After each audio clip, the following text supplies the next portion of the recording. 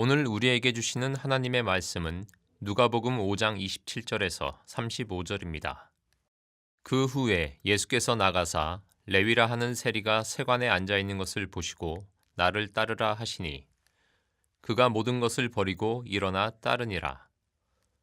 레위가 예수를 위하여 자기 집에서 큰 잔치를 하니 세리와 다른 사람이 많이 함께 앉아 있는지라.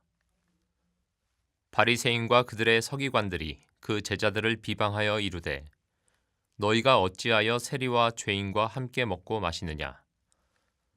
예수께서 대답하여 이르시되 건강한 자에게는 의사가 쓸데없고 병든 자에게라야 쓸데있나니 내가 의인을 부르러 온 것이 아니요 죄인을 불러 회개시키러 왔노라. 그들이 예수께 말하되 요한의 제자는 자주 금식하며 기도하고 바리새인의 제자들도 또한 그리하되 당신의 제자들은 먹고 마시나이다. 예수께서 그들에게 이르시되 혼인집 손님들이 신랑과 함께 있을 때에 너희가 그 손님으로 금식하게 할 수 있느냐. 그러나 그날에 이르러 그들이 신랑을 빼앗기리니 그날에는 금식할 것이니라. 이는 살아계신 하나님의 말씀입니다. 지난주부터 시작해서 우리들이 예수님에 대한 이야기를 나누고 있습니다. 지난주에 말씀 제목 기억하시나요? 예수님을 믿는 것은 뭐예요? 우리들의 삶의 혁명입니다. 이렇게 안 들은 표정을 지으면 제가 굉장히 힘들죠. 혁명이라고 하는 말 기억하시죠? 이제 오늘부터 12시간 예수님의 제자 12명에 대한 말씀을 함께 나누게 됩니다. 한 사람 한 사람이 여러분들에게 도전이 되는 귀한 시간 공부가 되리라고 생각합니다. 오늘 첫 시간 말씀의 주인공은 마태입니다. 그리고 말씀의 제목은 예수님으로 인해 삶을 결단한 사람. 오늘도 여러분들이 말씀을 들으며 결단할 수 있는 내용이 있으리라고 생각합니다. 어느 교회에서 있었던 일인데 한 성도가 목사님을 찾아가서 심각하게 이런 질문을 던졌습니다. 목사님, 왜 예수님은 가룟 유다와 같은 사람을 제자로 선택하셨을까요? 목사님이 한참을 생각하다가 이렇게 대답을 했답니다. 성도님, 제가 정말 이해할 수 없는 것은 예수님께서 가룟 유다를 선택하신 것이 아닙니다. 나 같은 사람을 왜 하나님이 부르셨는지 저는 도저히 이해할 수 없습니다. 오늘 여러분들이 이 자리에 있는 이유, 하나님께서 여러분들을 선택하셨다고 하는 것을 우리들이 어떻게 설명할 수 있겠습니까? 우리는 주님이 누군가 부르셨다라고 하는 그 부르심을 생각할 때 그 사람의 자격을 생각할 때가 있습니다. 예수님이 누군가를 부르셨을 때 그 사람의 인생은 새롭게 시작되기도 합니다. 그런데 우리 주님이 누군가를 부르셨을 때는 그 사람의 자격이나 어디에서 그 사람을 불렸느냐고 하는 장소가 중요한 것 같지는 않습니다. 성경에 나오는 유명한 그 소명장으로 불리는 출애굽기 3장은 하나님께서 모세를 부르신 장면이 나옵니다. 아시죠? 모세가 양을 치기 위해서 호렙산에 가 있을 때 하나님께서 모세를 불러주셨어요. 여러분, 중요한 것은 모세가 하나님의 음성을 듣기 위하여 호렙산에 간 것이 아니라 그가 양을 치고 있을 때 하나님이 모세를 호렙산에서 불러주셨다는 겁니다. 교인들이 성지순례를 가면 제일 가고 싶어하는 장소 가운데 하나가 시내산입니다. 정상에 올라가서 사진을 찍죠. 저도 교인들과 갔을 때 새벽에 올라간 적도 있고 황혼역에 올라간 적도 있습니다. 새벽에 주로 2시쯤 출발을 합니다. 산꼭대기에 올라 한 3시간쯤 걸어가서 해가 뜨는 모습을 보고 사진을 찍습니다. 그런데 아무리 봐도 시내산이 우리나라의 설악산에 비하면 별로 볼 것이 없습니다. 근데 우리는 거기에서 사진도 찍고 거기서 엎드려 기도도 합니다. 백미는 마지막 그 산에서 아침에 내려올 때 한국말로 쓰여진 사발면 하나 이렇게 촥 끓여 먹고 나오면 굉장히 이제 뿌듯하고 막 자존감도 느껴지고 합니다. 시내산, 모세가 불림을 받고 모세가 그것에서 십계명을 받았습니다. 그런데 모세가 불림을 받았던 그 호렙산 시내산은 아무런 사건도 일어나지 않았던 단지 돌로 덮여져 있던 산에 불과했습니다. 그곳에서 모세가 부르심을 받습니다. 그리고 그 이후에 우리는 그 산을 기념합니다. 일상적인 장소였던 것이 하나님을 만나며 거룩한 장소로 구별이 됩니다. 제가 오늘 여러분들에게 도전하고 싶은 것 중에 하나가 우리들의 삶에 우리가 예수를 믿는다고 할 때 우리들의 삶에 불리움을 받았던 거룩한 장소, 기억되는 것이 우리들에게도 필요하다는 거죠. 오늘 말씀에 보면 본문에 이 마태라고 하는 사람의 이름으로 나오지 않고 레위라고 되어 있습니다. 마태, 마가, 누가, 요한복음, 공간복음 4개 중에 마태가 쓴 부분에서는 자기 이름 마태를 기록하고 있는데 다른 복음서에서는 레위라고 쓰고 있습니다. 마태의 본래 이름은 레위입니다. 많은 사람들이 하나님을 만나고 이름이 바뀌었던 것처럼 레위도 예수님을 만나고 이름이 바뀌었습니다. 마태라고 하는 이름의 뜻은 하나님의 선물이라는 뜻입니다. 또 우리들에게 한 가지 또 하나 도전이 되죠. 우리가 예수님을 만났다고 하는 것은 우리들의 삶에 어떤 이름의 변화가 있었는가, 단순히 육신적인 이름의 변화뿐만 아니라 영적인 우리들의 이름의 변화는 무엇인가. 오늘 우리가 읽은 본문 말씀 27절과 28절에 보면 그 후에 예수께서 나가사 레위라 하는 세리가 어디에 앉아 있어요? 세관에 앉아 있는 것을 보시고 나를 따르라 하시니 그가 모든 것을 버리고 일어나 따르니라. 마태는 특별한 거룩한 곳에 앉아 있었던 것이 아니라 그가 세금을 받고 있었던 세관에 앉아 있었습니다. 그리고 예수님은 나를 따르라고 말씀하셨습니다. 중요한 것 중에 하나가 마태는 그의 모든 것을 버리고 예수님을 따랐다는 것입니다. 여러분, 성경에는 세리라고 하는 말들이 많이 등장하는데 세리라는 말은 마치 죄인의 대명사처럼 불리는 말입니다. 세리는 나쁜 사람으로 불리지만 당시에 세리가 되기 위해서는 로마와의 관계가 중요했기 때문에 이스라엘 사람들이 쓰고 있는 아람어 그리고 헬라어, 라틴어까지 능통한 사람이어야 했습니다. 세리가 되는 것은 쉬운 일이 아니었습니다. 그런데 이 세리가 되는 순간 그는 멸시를 받아야 했습니다. 당시 기록에 보면 세금으로 인하여 로마가 지배하던 시대에 많은 폭동들이 일어났다는 기록이 나와 있는데 세리는 로마에서 요구하는 세금만 받아서 주면 됩니다. 그리고 나머지 자기가 걷는 것만큼은 자신이 갖는 것입니다. 여러분, 우리나라의 일제 강점기를 생각한다면 우리들이 참 미워했던 사람들이 일제 순사들 아닙니까? 여러분들 혹시 그 암살이라는 영화의 염석진 대장을 기억하시나요? 늘 영화 얘기를 하면 저만 보는 것 같아요. 여러분들은 영화도 안 보고 드라마도 안 보는 것 같아요. 그 염석진이라고 하는 사람이 누구냐면 일제시대의 유명한 악질 경찰이었던 노덕술이라고 하는 사람들을 이렇게 생각나게 하는 사람이죠. 그는 독립운동가였습니다. 그런데 어느 날부터 그가 배신을 하고 돈을 벌어야 되겠다고 생각하는 순간부터 그는 정말 악질적인 사람이 됩니다.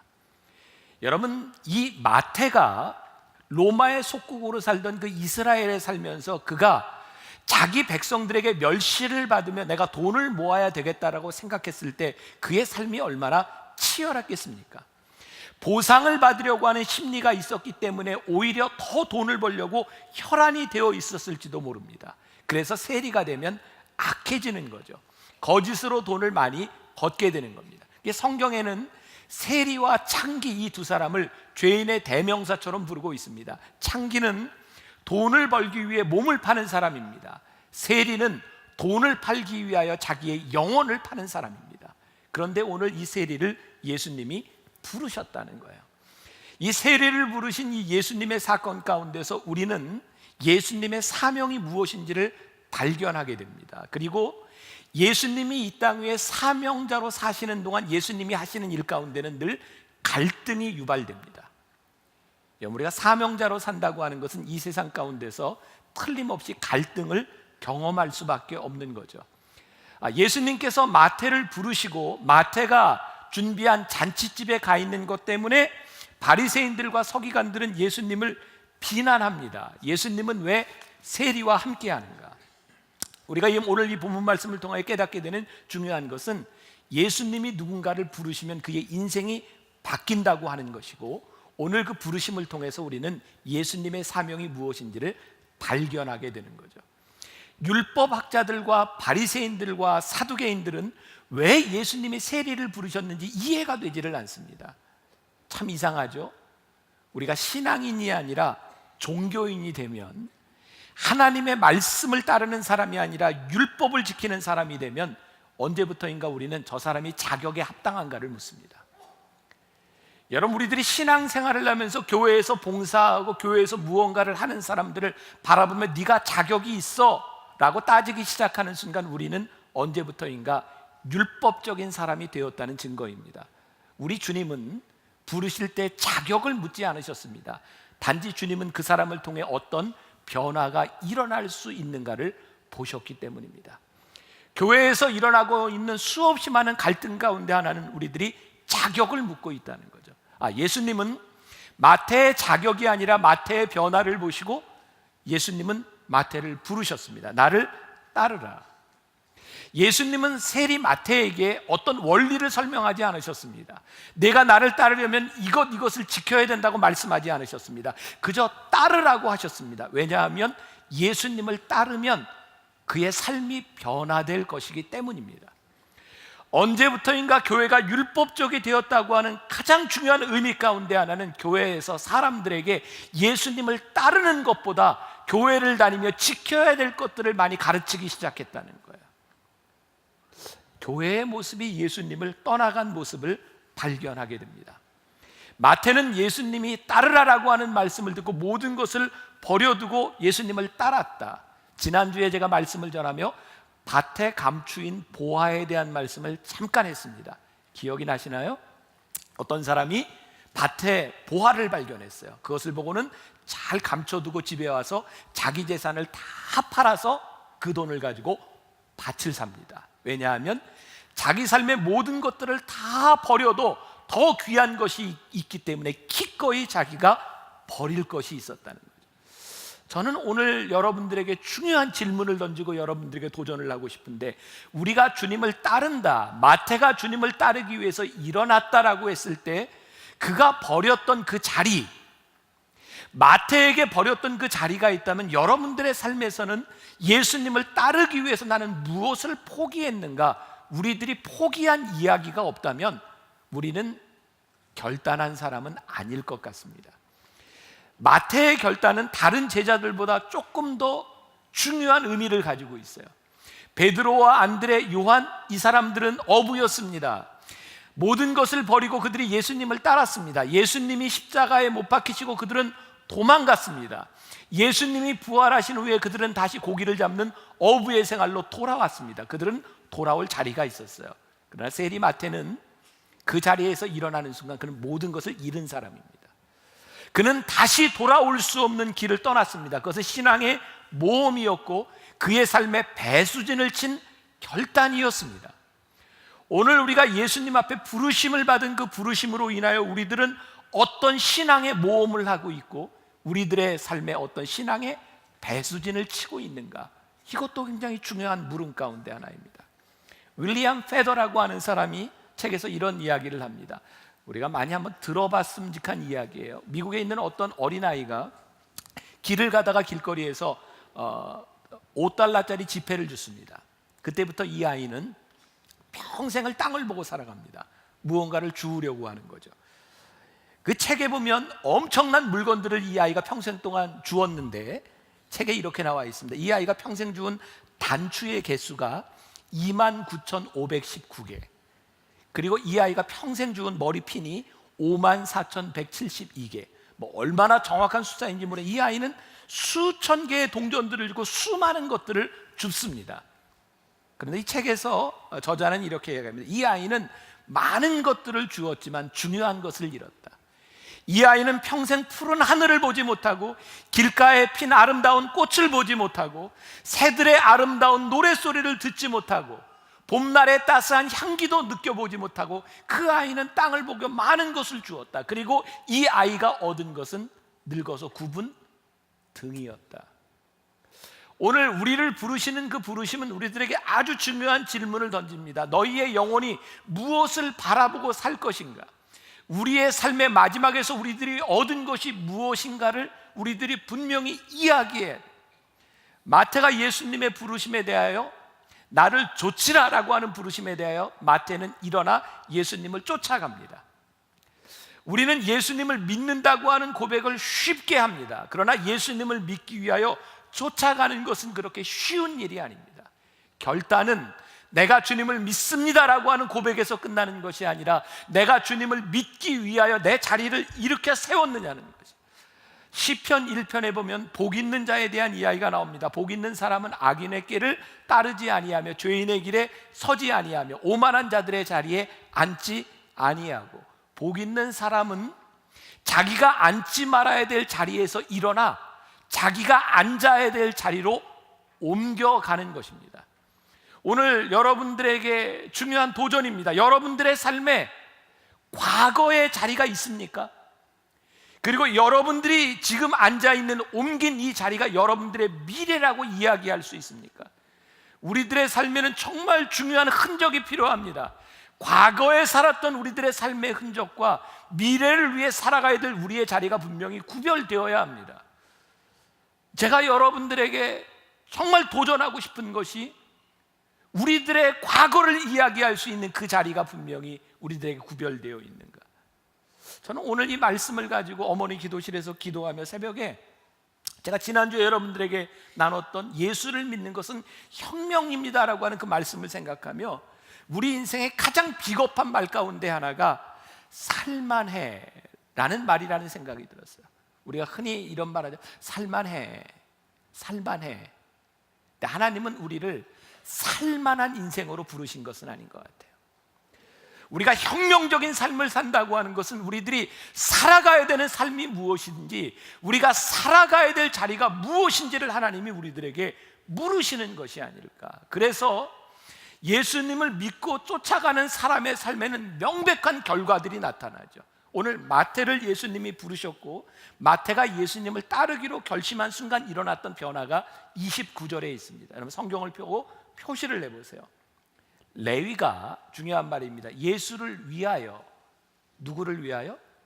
예수를 위하여 자기 집에서 뭐를 했어요?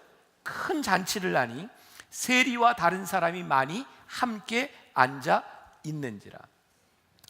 세리, 이 마태 레위가 예수님을 위하여 자기 집에 큰 잔치를 베풀었다. 예수님을 위하여.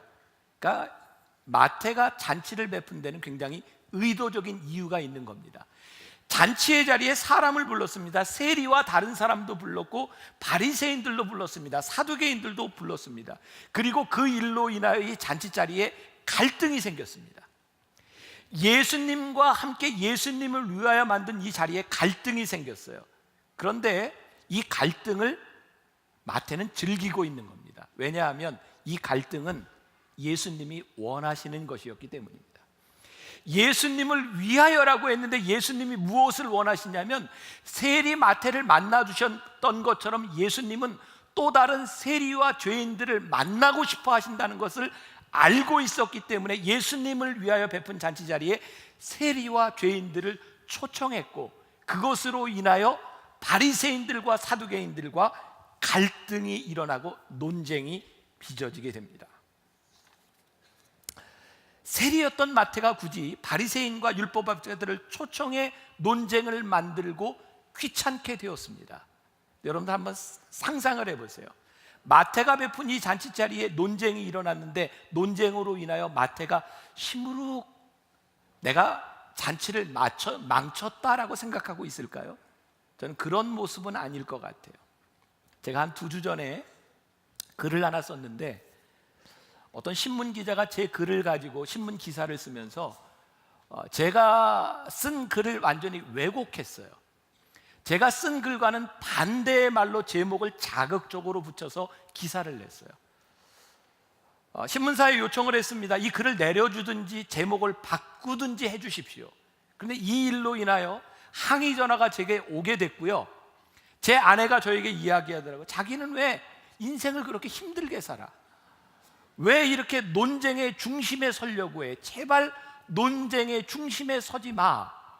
제가 그 얘기를 들으며 깊이 생각했어요. 정말 나는 어떻게 살아야 되지? 그런데 아무리 생각해도 제가 논쟁을 피하기 위해서 사는 것이 제 인생은 아닌 것 같아요. 논쟁을 피하면 쉬울 수 있습니다. 그러나 하나님이 우리를 부르신 부르심의 삶이 명백하다면 우리가 필요한 논쟁이라면 할 수 있는 것입니다. 왜냐하면 그것이 사명일 수 있기 때문입니다. 제가 이야기하는 이 논쟁이라고 하는 것은 내가 원하는 일들 때문에 갈등을 유발하는 것이 아니라 우리들의 삶의 사명이 분명하다면 논쟁의 자리를 피해가는 것이 아니라 사명의 자리에 서는 것이 옳다는 말입니다. 제가 이 말씀을 준비하며 이 잔치자리를 생각하며 저에게 떠오른 찬양이 있었어요. 어렸을 때 많이 불렀던 찬양인데 존 피터슨이라고 하는 사람이 만든 곡입니다.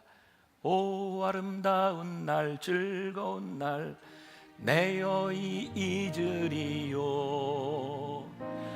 어둠 속에서 헤매던 나 주 예수님 만났네 얼마나 다정한 친구인지 부족함 전혀 없네 어둠 물리친 구주 예수님 기쁨으로 증거해 하늘 영광 내 맘에 임했네 주 십자가로 나를 구했네 나 죄사함 받 길을 찾아 하늘 영광 내 마음에 임했네 제가 이렇게 틀리는데 언제 틀리나 이렇게 기다리고 있는 사람은 나빠요. 같이 불러줘야죠. 하늘 영광 내 마음에 저는요 이 말씀을 준비하다 마태를 보면서 그 잔치집에 이게 생각이 나요. 제가 어렸을 때 불렀는데 하늘 영광 내 마음에 기쁜 거예요. 그가 예수님을 위하여 잔치를 베푼 그 잔치 자리가 얼마나 힘들었을까요? 그가 자신의 신앙을 고백한다는 일이 얼마나 어려운 일이었을까요? 그런데 그가 기쁜 거예요. 왜냐하면 그가 예수님의 마음을 알고 사명자로서 살아가기 때문이죠. 그런 생각이 들어요. 우리가 언제부터인가 예수님을 믿고 따른다고 하면서 우리들에게 기쁨이 사라졌어요. 예수님의 사명대로 살아가는 것이 너무 버겁고 힘들게만 느껴져요. 어쩌면 우리들의 사명을 잃어버렸을지 몰라요. 마태에게 있어서 내가 잔치를 베풀고 나는 이제 주님의 제자가 되었습니다. 자기의 삶을 결단하고 오픈된 자리에서 그의 삶을 고백하는 이 자리는 기쁨의 자리였어요. 예수님에 대한 이 이야기는 마태를 부르셨던 이 잔치의 자리는 예수님에 대한 정체성을 분명하게 우리들에게 드러냅니다. 우리가 읽었던 본문 말씀 쭉 보면 이런 이야기가 나와요.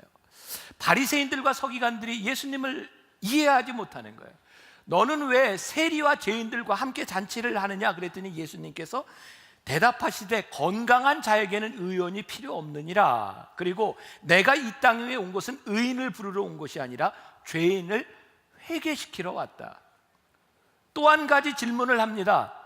예수님의 제자들 너희들은 왜 예수님과 함께 먹고 마시느냐 즐겁게 노는 것이 이해가 되지 않았던 겁니다. 이 첫 번째 의문에 대해서 예수님은 뭐라고 말씀하세요? 왜 예수님은 세리와 죄인들과 함께 합니까? 그랬더니 예수님께서 내가 이 땅 위에 온 이유가 이 죄인들과 함께하며 그들을 회개시키기 위해서 왔노라. 이 잔치자리는 죄인들과 함께 있는 것이 마땅하도다. 여러분, 이 예수님의 정체성에 대한 문제는 오늘날 교회를 향한 정체성에 대한 물음과 동의를 합니다. 오늘날 교회가 정체성을 잃었다고 하는 것은 예수님의 마음이 없다는 거예요. 오늘 예수님께서 분명하게 구별하는 것이 있습니다.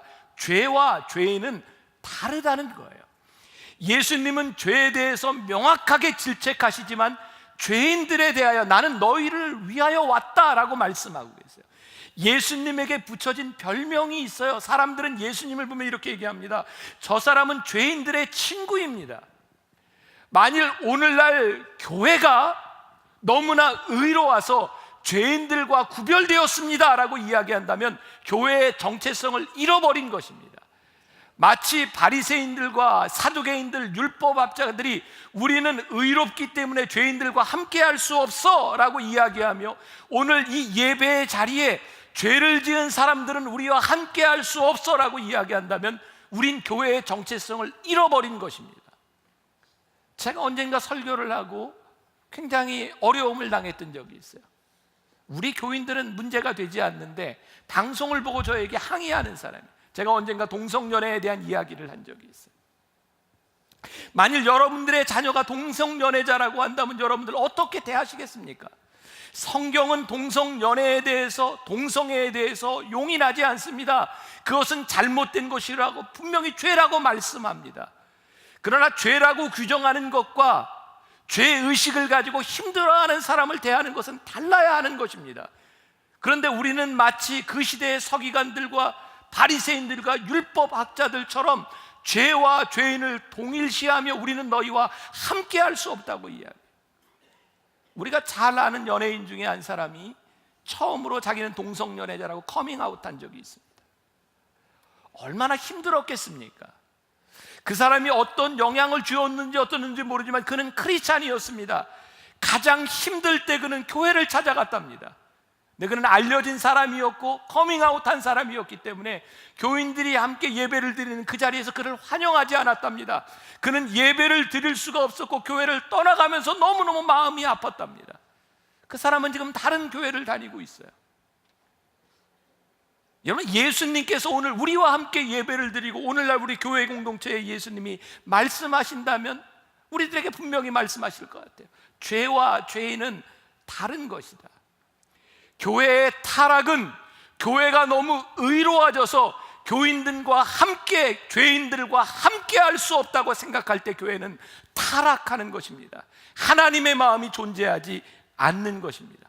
우리들에게 혁명이 무엇입니까? 하나님의 마음이 우리들 가운데 들어오는 것이죠. 또 하나의 질문, 왜 예수님과 제자들은 먹고 마시느냐? 경건한 삶을 산다고 자부하는 바리새인과 서기관들은 정기적으로 금식을 했습니다. 그들은요, 금식을 하면 나타나는 현상, 조금은 수척하고 꾀죄죄해야 합니다. 그래서 그들은 일부러 닦지 않았습니다. 일부러 수척한 모습을 보였습니다. 사람들이 바라보며 저 사람이 금식하는구나. 예수님은 그들을 향해 이렇게 말씀하세요. 이 외식하는 자들아. 그들은 외식하는 자들이었고 그들은 하나님 앞에 거짓된 사람이었어요. 우리가 금식하는 것 좋습니다. 잘못된 것이 아닙니다. 그러나 금식은 극기가 아닙니다.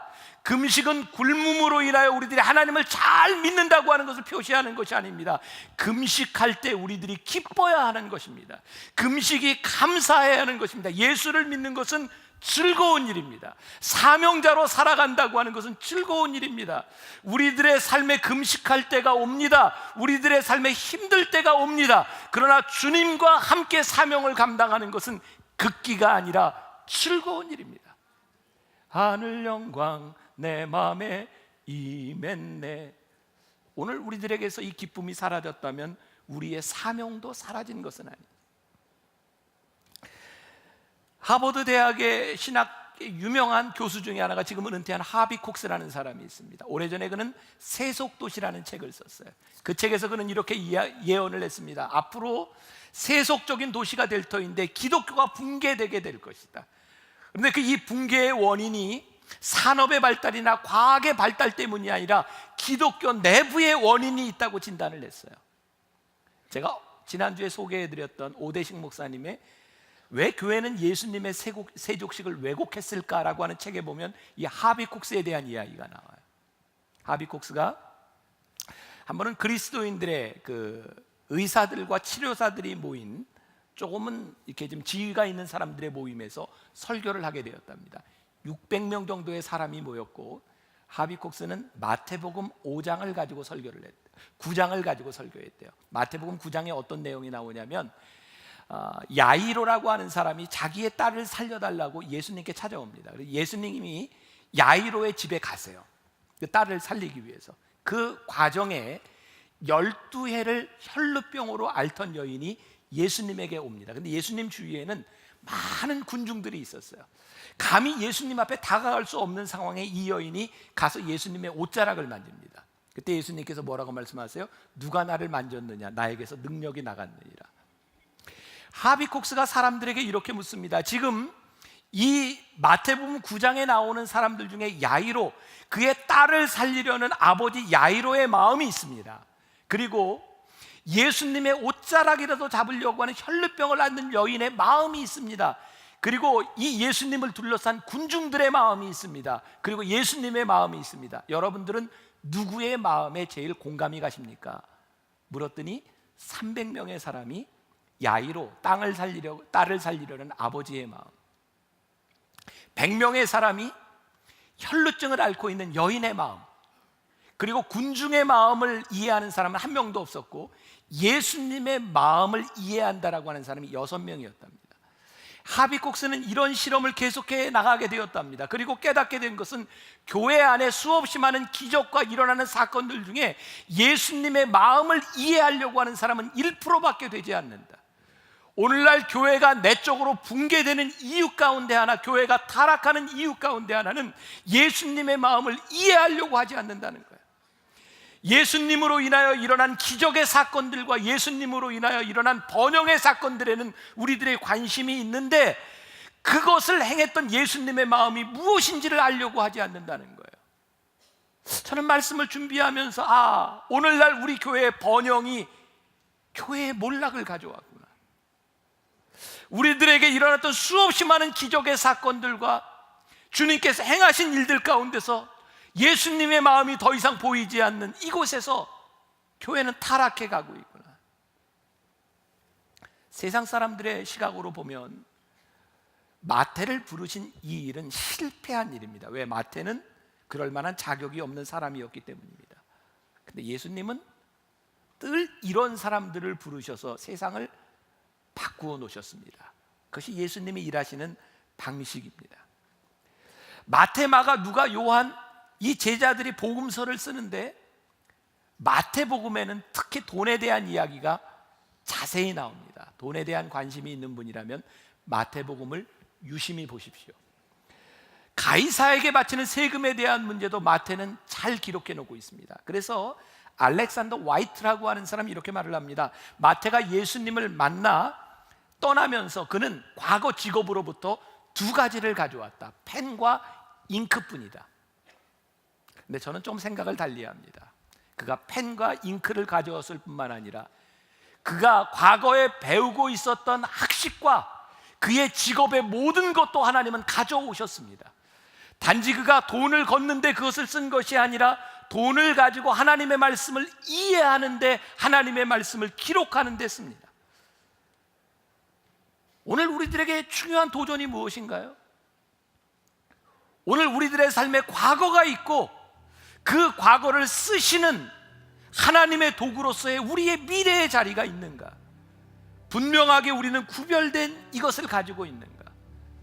마태가 그의 영혼의 곤고함으로 그가 돈을 찾아 살았는데 그가 예수님을 만나는 순간 모든 것들을 버려두고 그가 예수님을 따르기로 했을 때 그가 얻은 영혼의 부요함, 마태는 T자형으로 된 십자가에서 순교를 당합니다. 그는 아라비아와 에티오피아까지 가서 말씀을 전하다 그는 순교합니다. 우리는 마태를 실패한 사람이라고 이야기하지 않습니다. 그는 부르심을 따라, 사명을 따라 살아간 사람입니다. 우리가 예수님의 마음을 알게 되면 그 예수님의 마음 때문에 우리들이 의도적으로 해야 되는 일이 있습니다. 오늘 여러분들에게 질문합니다. 여러분들이 예수님의 마음을 알기 때문에 여러분들의 삶에서 의도적으로 해야 되는 일이 무엇입니까? 우리들 정말 비참하게 사라지는 인생이 아니라 내가 살아가는 인생을 위하여 내가 사명자로서 살아갈 수 있는 것이 무엇입니까? 내 인생 살만해? 그게 아니라 내 인생을 전심으로 살아갈 수 있는 일이 무엇입니까? 저도 오늘 이 말씀을 전하며 제 삶에 대해 물었습니다. 하나님, 저를 부르셨는데 제가 무엇을 위하여 전심으로 살아갈까요? 오늘 새벽에 기도하며 저는 저에게 이런 답을 내렸어요. 하나님, 저를 만나기 위해 목사로, 설교자로 불러주셨는데 저는 말씀을 준비하는데 전심을 다하겠습니다. 그냥 할 수 있습니다. 대충 할 수 있습니다. 내가 할 수 있는 것이 이 정도까지라고 이야기할 수 있습니다. 그러나 그렇게 살지 않겠습니다. 주님, 제가 전심으로 말씀을 준비하며 살아가겠습니다. 제가 오늘 결심한 내용입니다. 그리고 오늘 여러분들에게 똑같이 묻고 싶습니다. 예수님이 마태를 부르셨던 것처럼 여러분들을 부르신 그 부르심 때문에 여러분들은 무엇을 위하여 전심으로 사시겠습니까? 그리고 그 사명으로 사는 것 때문에 때로 갈등과 어려운 일이 있을지 모르지만 내가 기쁨으로 그 일을 감당하겠습니다. 그것이 여러분들의 삶의 무엇인가 이 말이에요. 오늘 여러분들에게 묻습니다. 그리고 결단하셨으면 좋겠어요.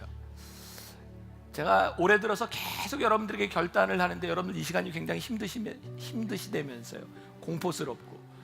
그런데 어떤 분이 그런 얘기 하더라고요. 이게 힘든 건 나를 시킬까 봐 힘든 게 아니라 내 옆에 사람이 일어날까 봐 그렇게 두렵다면서요. 옆에 사람이 일어나면 화면이 이렇게 비춰서 자기 얼굴이 나올까 봐 굉장히 두려워한다 그래요. 너무 두려워하지 말고 여러분 하나님 앞에서 여러분들의 결단을 내가 전심으로 살 것이 무엇인가를 결단했으면 좋겠는데 잠깐 시간을 좀 드릴게요. 이바다 목사님 먼저. 네, 오늘 말씀을 통하여서 부르심에 응답하며 앉아야 할 자리에 앉고 바라보아야 할 것을 바라보는 그런 사역자가 되도록 하겠습니다. 부르심을 입은 사람처럼 살겠습니다. 오늘 결단은 이번 주 한동안 말씀과 기도에 더욱 힘쓰며 전심으로 예수님의 뜻이 무엇인지 알아가도록 노력하고 이번 주에 맡겨진 목회 사역 가운데 전심으로 준비하고 전심으로 신방하며 사역하도록 하겠습니다. 네, 고맙습니다. 네, 저는 오늘 목사님 말씀을 들으며 우리 예수님의 명령을 저의 좁은 소견으로는 이해하지 못하더라도 세일인 마태처럼 자기 모든 것을 버리고 예수님을 따르는 순종하는 삶은 복되고 또한 생명의 길이라는 것을 깨달았습니다. 앞으로 우리 하나님 앞에서 우리 예수님의 마음을 품고 예수님의 사랑을 가지고 중보기도하며 지금까지 베푸신 우리 하나님의 은혜를 감사드리며 겸손히 성도들 섬기는 장로가 되겠습니다. 감사합니다. 고맙습니다. 우리 내가 주인 삼은 우리 찬양하며 여러분들 속에 여러분 하지 못한 이야기들 좀 결단할 수 있으면 좋겠습니다. 내가 주인 삼은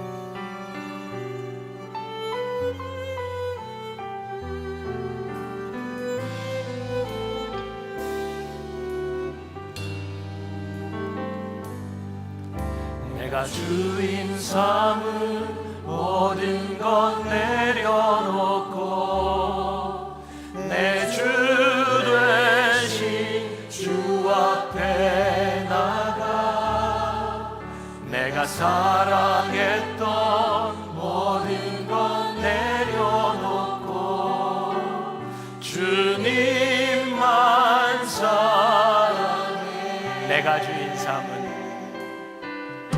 내가 주인 삼은 모든 것 내려놓고 내 주 되신 주 앞에 나가 내가 사랑했던 모든 것 내려놓고 주님만 사랑해 주 사랑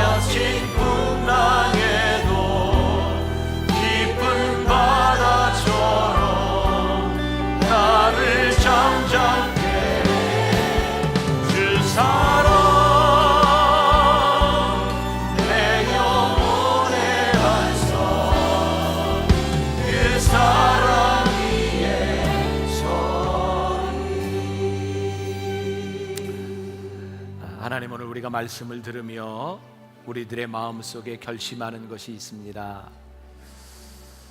우리가 하나님을 믿는다고 하는 것은 우리 하나님의 마음을 아는 것인데,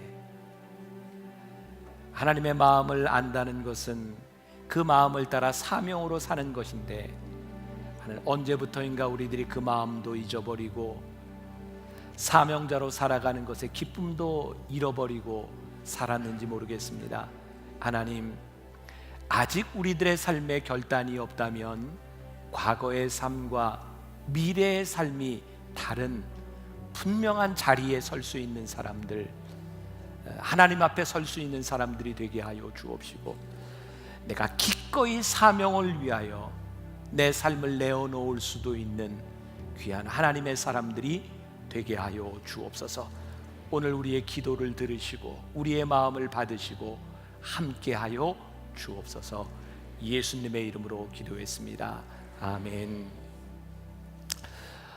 우리 함께 봉헌하며 찬양하도록 하겠습니다. 내가 주님을 사랑합니다.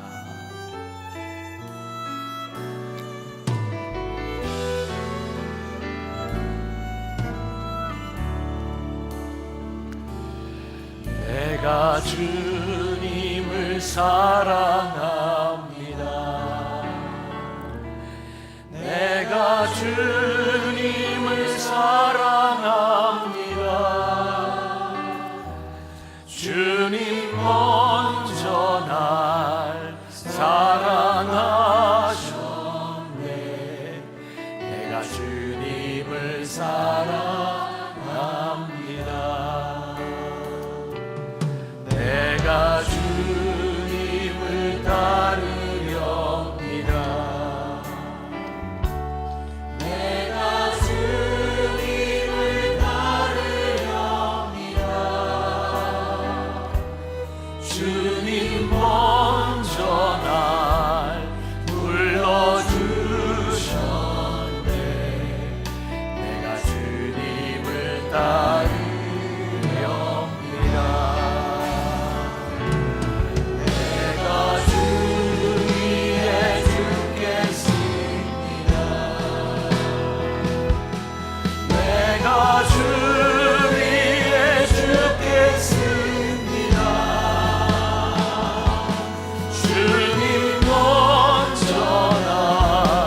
내가 주 위에 살겠습니다. 내가 주 위에 살겠습니다. 주님 먼저 날 위해 사셨네. 내가 주 위에 내가 주 위에 살겠습니다.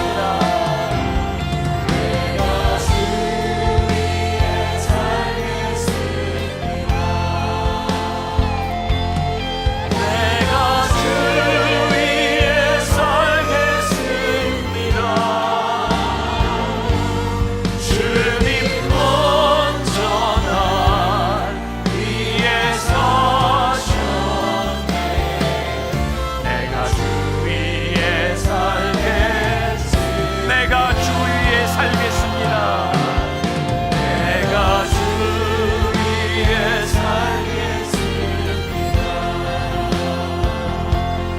내가 주 위에 살겠습니다. 주님 먼저 날 위해 사셨네. 내가 주 위에 살겠습니다.